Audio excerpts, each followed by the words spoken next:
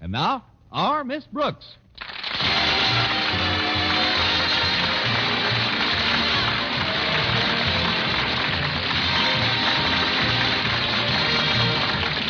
It's time once again for another comedy episode of Our Miss Brooks, written by Al Lewis. Well, most of us spent Christmas Eve with our families and friends. But our Miss Brooks, who teaches English at Madison High School, wasn't quite so fortunate. No, my family was too far away to visit, and it seems my friends had other plans. But I made up my mind not to brood about it, and was trimming a rather tiny tree in our living room when my landlady, Mrs. Davis, joined me. What a nice tree, Connie. It isn't really, Mrs. Davis, but it's the only one I could afford. Oh, what did you pay for it? I found it in a vacant lot. What I like about it is the size. It's not too big or too small. It's just too small. I'd like to stay here and celebrate Christmas Eve with you, Connie, but I promised my sister Angela I'd come over to her place. You remember Angela, the absent-minded one? Oh, certainly, Mrs. Davis. She always got a big thrill out of the holidays, even when we were girls. Of course, the poor dear could never remember when it was actually Christmas. And one Christmas morning, she did the funniest thing. What's that, Mrs. Davis? What's what, dear? What did Angela do? Angela? Your sister. My sister? The absent-minded one. What did she do? I haven't spoken to Angela in some time. What has she been up to? That's what I'd like to know. Maybe I can refresh your memory. Christmas morning, Angela did the funniest thing. Christmas morning isn't until tomorrow, Connie. You must be confused. Well, don't worry about it. I only get these spells once in a while. Well, you shouldn't let it go, Connie. If you don't mind my offering a little advice, I'd like to suggest that you train your mind to concentrate more. I'll do it, Mrs. Davis. Now, I've developed a little scheme which works wonders for me. Supposing you have trouble remembering where you put things around the house. Well, you just keep repeating the location to yourself with a sort of rhythm. For example, I just chant to myself, the mustard's in the closet, the bread is in the box. The mustard's in the closet, the bread is in the box. The mustard's in the closet, the bread is in the box. Now, isn't that simple? Oh. Mustard's in the closet, bread is in the box. That's wonderful, Mrs. Davis. If anybody wants a mustard sandwich, you're really ready. Yes. Now, before I do anything else, I want to invite you to join me tonight. Join you? Yes, dear. I'm going over to Angela's house? That's right. She's so cute with that little absent mind of hers. Why, sometimes she forgets what she's talking about right in the middle of a sentence, and oh, dear me, I hope that cat's got enough milk. Well, I'm sure if we, but then, maybe someday, or if it doesn't seem to, and that's why I can't join you tonight. Thanks anyway, Mrs. Davis. I'll just spend a quiet evening at home here. But how about Mr. Boynton? Don't tell me he was too shy to ask you for a date on Christmas Eve. Why do you think there's mistletoe on all four walls? No, Mr. Boynton asked me all right, but then he canceled yesterday. Said he's going upstate to visit his folks for a couple of days. But don't worry about me, Mrs. Davis. I'll have a gay time. I'll listen to the radio, read, and from this window I can see our neighbor's television antenna. But what about the little gifts you got for Walter Denton and Mr. and Mrs. Conklin and Harriet? When are you going to deliver them? Oh, they told me not to bother. They said we'd exchange on the 26th. The 26th? But I don't think the day after Christmas is the time to exchange gifts. You don't? You should see the department stores. What's that, Mrs. Davis? It's Minerva. Where are you, dear? Oh, she's over by the tree. Here, Rover. Minerva. Isn't it the strangest thing how she bites at the pine needles? I guess the rosin in them appeals to her. I'd swear she likes the taste of it. I guess to her it's like a Tom and Jerry, or rather a Minnie and Mickey. Come on, Minerva, come on over here. We might as well get friendly. We're going to spend the evening together. Well, I'll be running along now, dear. I hope you won't feel too lonely. Oh, I'll be fine, Mrs. Davis. After all, I do have an imagination. I'll hang my stocking up in a little while, and then when I'm pretending that I'm asleep, I'll sneak in and fill it. Oh, before you know it, it'll be midnight. Midnight of Christmas Eve. I can just picture it. A short, thin man in a black suit comes sliding down the chimney with an empty bag. St. Penniless, the schoolteacher Santa Claus. Well, at least you're not bitter. Now, Connie, about my sister, Angela? Oh, thank you, dear. About my sister Angela. Yes? Good night, Dorothy. Good night, Bernice.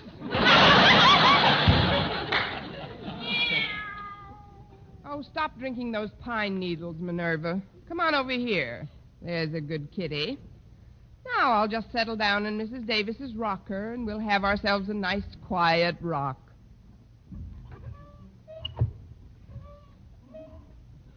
I've got to exercise more. My bones are rusting. Oh, it's the rocker. Kind of soothing at that. You seem contented enough, Minerva.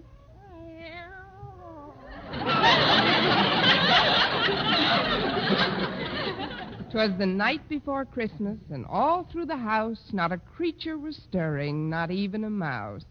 Oops, sorry, Minerva. I didn't mean to upset you, Minerva. Oh, gosh, I'm sleepy.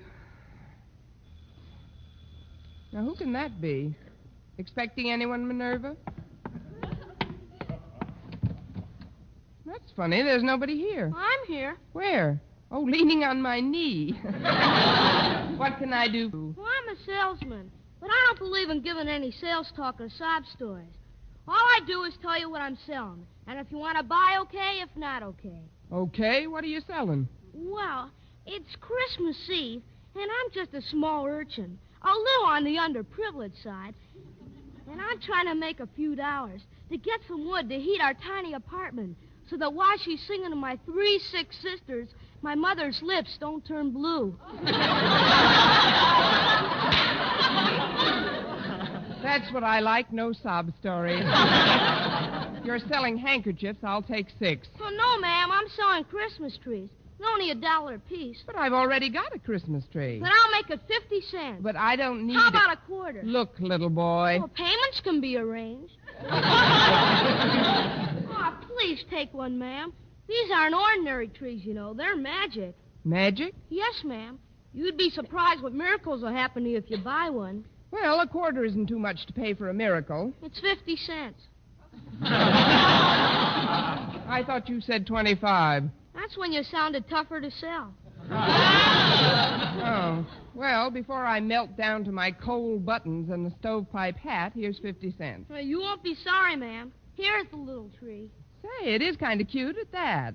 Would you like to come in and help me set it up? I can't. I've got to get right home. My sitter's been alone long enough. Sitter? Well, what about your mother and the firewood? Well, that's just a routine. My folks are attending a dinner the other bank presidents are given for father. With the pitch you've got, you'll have your own bank by the time you're 12. Thanks a lot.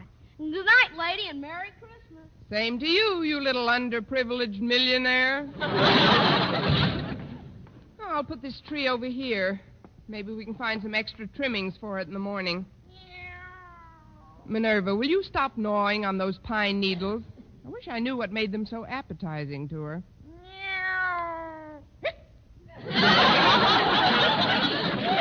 Oh, fine. Now, you come over here and let those things alone.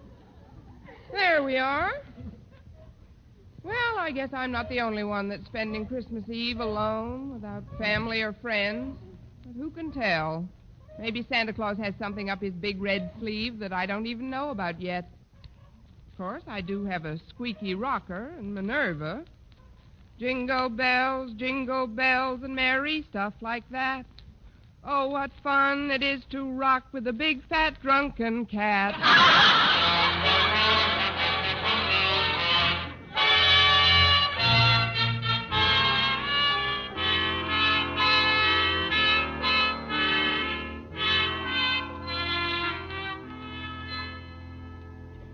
As I sat in the living room Christmas Eve with Minerva the cat on my lap, I couldn't help noticing that the tree which I'd bought from that wealthy urchin had a rather peculiar luminosity.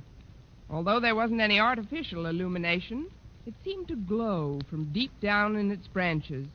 As I rocked back and forth, I started to get very drowsy. Little boy said this tree was magic, Minerva. No, I don't believe it either. Still, it is Christmas Eve, and some very strange things have happened on Christmas Eve.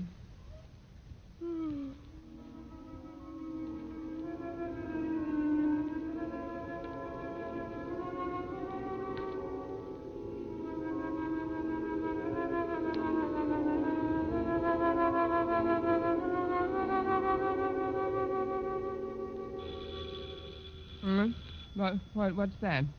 Oh, I must have been dozing. Coming! Well, it's Walter Denton. Come in, Walter. Noel, joyeuse Noel. Gracias. Come on into the living room, Walter. Oh, thanks, Miss Brooks. Here, I brought you this little gift to put under your tree. Oh, that was very thoughtful, Walter. Put it under this tree over here. Okay. Say, you've got 2 trees, haven't you? Yes, one for Minerva and one for me. What? Don't pay any attention to her. She's pine needle happy.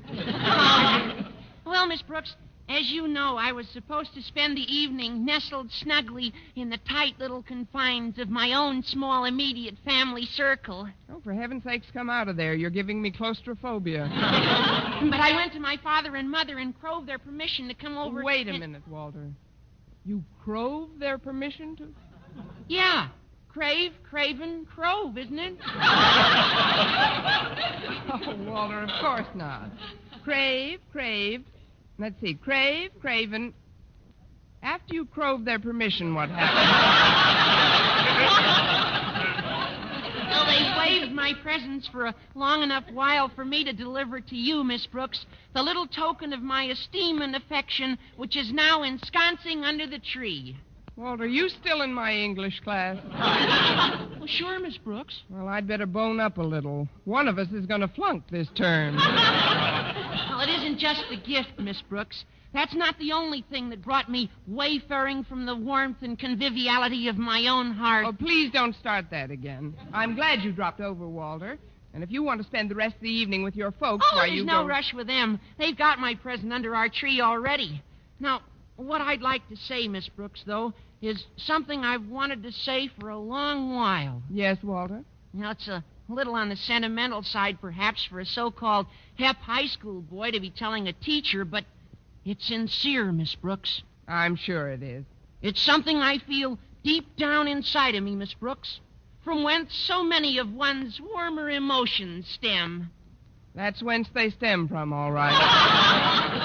Of course, even if it does seem over-sentimental or even downright sticky, Christmas Eve seems to be the time that you can say things like this and not sound over-sentimental or sticky.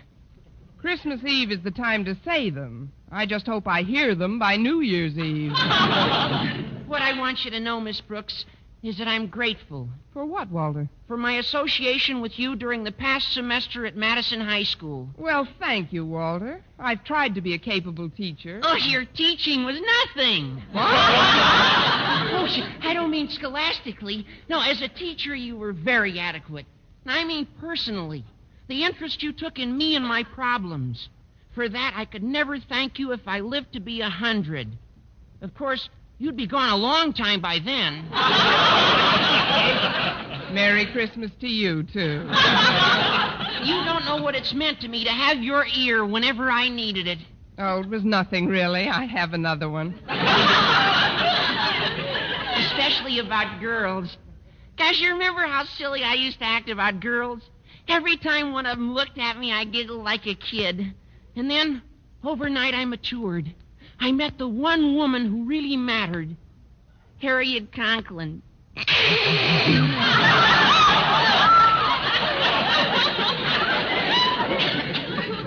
She certainly made something out of you, Walter. I don't know what, but something. You saw me through the difficult transition period of that amour as well, while Harriet and I were adjusting to one another.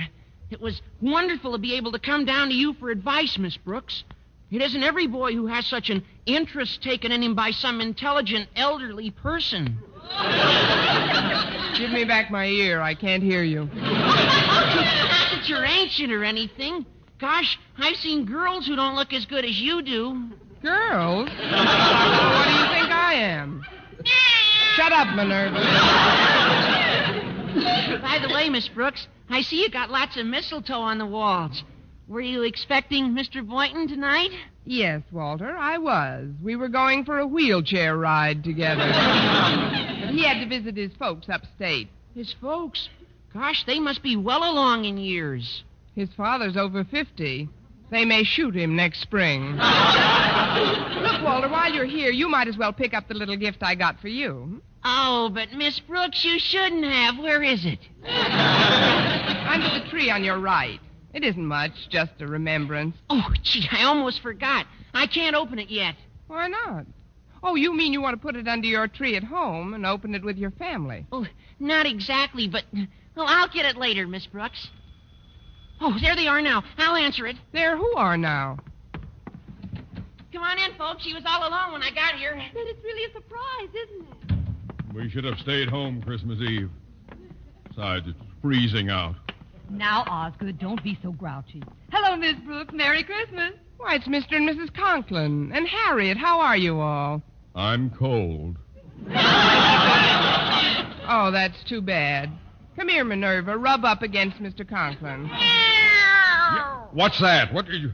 Go away, cat. Why, she seems to like you, Osgood. Or is she hungry, Miss Brooks? She's not that hungry. I don't like cats. Why doesn't she go chase a mouse or something? Well, you forget, Mr. Conklin, this is Christmas Eve. There isn't one stirring. Say, Harriet, Yes, Walter? there's a lot of mistletoe around this room. I know. It's real pretty. Osgood, notice all the mistletoe in this room? What? Oh, that green stuff. More often than not, it makes me sneeze. Oh, come on, Osgood. Let's see if it does. Oh, now, Martha, don't embarrass me so. It doesn't make you sneeze, does it, Harriet? I'm willing to find out. Here's a nice wreath of it on this wall. Yeah. Well, here we are. Yes. Here we are.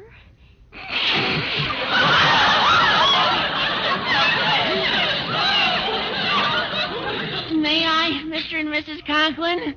If it's all right with Harriet, it's all right with us. Oh, come on, Walter. We're getting old. Gosh, you're sweet, Harriet. Oh, isn't that cute, Osgood? Come here, dear. How about one for your faithful old wife? Well, it is customary, I guess. I'm under the stuff. Now, pucker up, dear. Very well. Yeah. You see, I told you.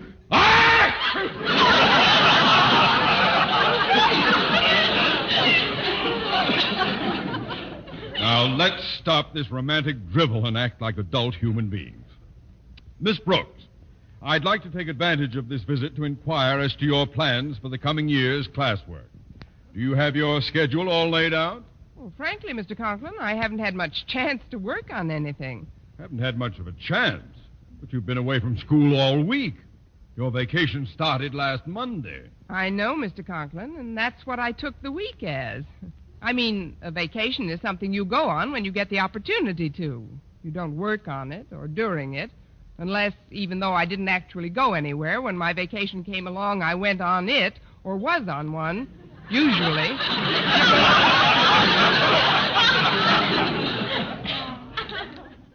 And you wanted to be the head of the English department. Please, Osgood, this is no time to talk of school affairs. We're here to spend part of our holiday with Miss Brooks. It was very nice of you to think about me, Mrs. Conklin. It was nice of all of you. Where are Walter and Harriet? Denton, get my daughter away from that mistletoe at once. But, Mr. Conklin, Harriet isn't allergic to mistletoe. No, but I'm allergic to you. Harriet's almost irresistible sometimes, especially alongside of older women like Mrs. Conklin and Miss Brooks. Saved by the bell. I'll get it. Why, Mr. Boynton, come in. Oh, thanks, Miss Brooks. I thought you were going upstate to see your folks. Well, I was, but they sent me a wire that they wanted to come down here for a week or so. They'll arrive in the morning, so I thought I'd drop this little gift off for you tonight. Oh, but you shouldn't have. Where is it? Let's just put it under the tree in the living room. Look who's here, everybody. Well, it's Mr. Boynton. Hi there, Mr. B. This is nice. Hello, Boynton. Hello, folks. This is beginning to get more like Christmas Eve every minute. Sit down, Mr. Boynton. I'm certainly glad your folks decided to visit you instead of vice versa. Oh, so am I. There's a particularly good reason why I'm glad. There is? Well, yes. It gives me a chance to see how my guinea pigs are affected by this cold snap. So far, they haven't reacted at all. What do you expect them to do? Blow on their paws? Miss Brooks, have you pointed out the mistletoe to Mr. Boynton? Oh, why don't you stop that nonsense, Martha? It isn't nonsense. Mr. Boynton, look at the mistletoe. Mistletoe? Oh, yes. A very interesting example of the flora found in various areas throughout the globe. An evergreen parasitic shrub, it is indigenous to the regions where apple trees and oaks abound. Now that the lecture is over, may we ask questions? Well, certainly, Miss Brooks.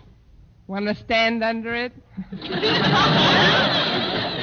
Stand under it? Well, you see, because of certain characteristics in its makeup, an allergy is sometimes aggravated by its presence. I'll take a chance if you will. Come on, Mr. Boynton. Yeah, come on, Mr. Boynton. Just bring him over to this wall here. I'll get under it if you like. Well, don't just stand there. Can't you see Miss Brooks is cooking? Well, don't fuss for me. I couldn't eat a thing. Mr. Boynton, don't you know what standing under the mistletoe signifies? Oh, I know what it signifies to most people, but to me it's just...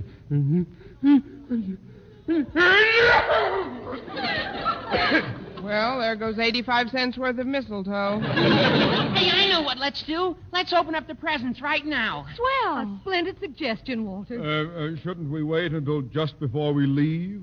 Might be less embarrassing that way. Well, if you want to open them now, Golly, this one tree is pretty crowded. I'll put some of these packages under this little one over here. Look out, Walter. You're bumping into one of the branches. Look out.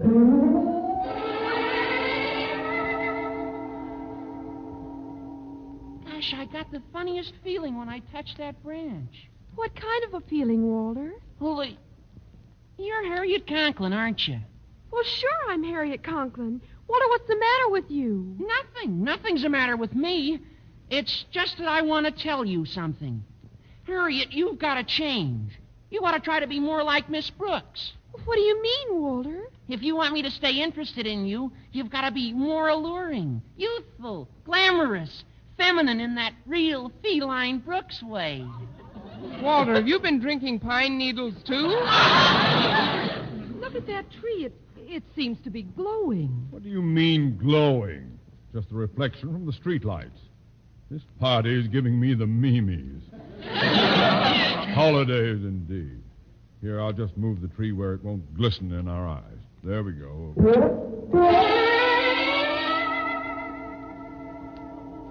Ho, ho, ho! Merry Christmas! Why, Mr. Conklin. Of course I'm Mr. Conklin. Happy-go-lucky, fun-loving, gag-a-minute Osgood. Gag a minute, Osgood. Sometimes I've wanted to. Miss Brooks, is that really you standing there? I think so, Mr. Conklin. Why do you ask? Because you suddenly look so different, so intelligent. Miss Brooks, I've made up my mind. You are now head of the Madison High English Department. Well, thank you, fun-loving Osgood. I'm going to put this wonderful tree where it belongs, right in the center of the room. Give me a hand, Boynton. Oh, yes, sir, Mr. Conklin. I'll just take this end here and...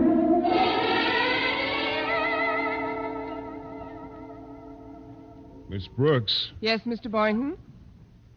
come here, baby.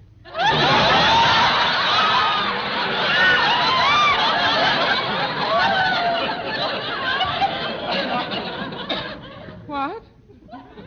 I said, come here, Connie. You did not. You said, come here, baby, and I'm here.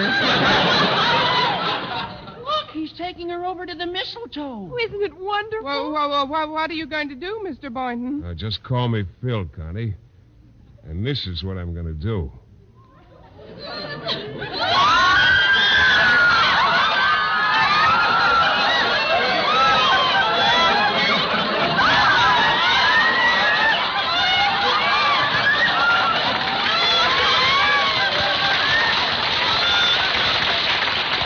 Well, Connie, how does that make you feel?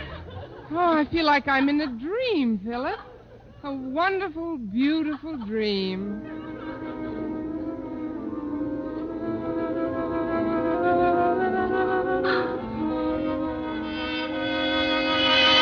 Well, what's that? Mr. Boynton, where did you go? Where is everybody? Oh, I must have been dreaming. Well, that's real enough. I'll be right there. Oh, sorry, Minerva. I didn't mean to drop you.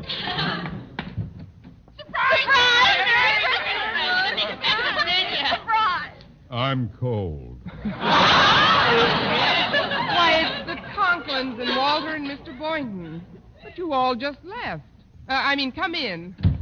We thought it would be nice if we spent our Christmas Eve together, Miss Brooks. Yes, and we've brought a few little gifts over for you. I'll just put them under this tree here. Yes, do that, Walter. Aren't you going to ask me why I didn't go upstate, Miss Brooks? I know why, Mr. Boynton. Your folks are coming down to see you. Well, how did you know about that? I just got the telegram. Don't let's get too carried away with the holidays to prepare for the hard school season ahead, Miss Brooks. Oh, let's not talk about school affairs now, Osgood. Walter, look at the mistletoe. Yeah, look at it. Now, just a minute, before we go through all that again. Would you please touch that tree, Mr. Boynton? The one on the left with the... Why, it's gone. There's only one tree. Miss Brooks, are you all right? Of course I'm all right. Could I have dreamt that part, too? Mr. Boynton, would you do me a favor, please? Of course, Miss Brooks. What is it? Would you touch the Christmas tree? Touch it? Please, it's important. Oh, all right. There. Nothing happened. What did you expect would happen? A miracle. Oh, excuse me, I'll be right back. Oh, I'm a little urchin, and I'm selling magic Christmas trees. But you just... Please buy one, lady. They only cost 50 cents apiece. 50 cents? That's right. Here's $2. Give me 4 of them.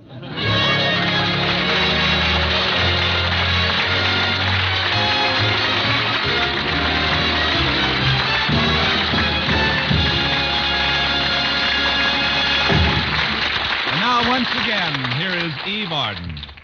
All over the studio here, there are happy signs of Christmas. Bits of red and green, holly, and some imaginative person even hung some mistletoe in the control room. Must remember to drop in there after the show. But the Christmas spirit is even more evident in the faces of our cast. Together with our sponsor, the Colgate Palmolive Peat Company, makers of Colgate Dental Cream, Luster Cream Shampoo, and Palmolive Shaving Creams, we join in wishing you a Merry Christmas.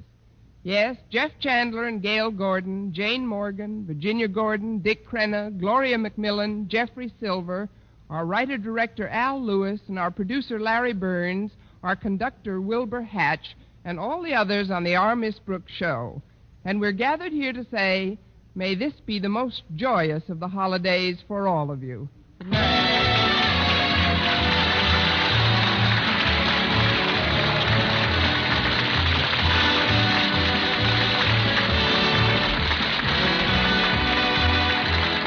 For mystery liberally sprinkled with laughs, listen to Mr. and Mrs. North, the exciting, fun-packed adventures of an amateur detective and his beautiful wife.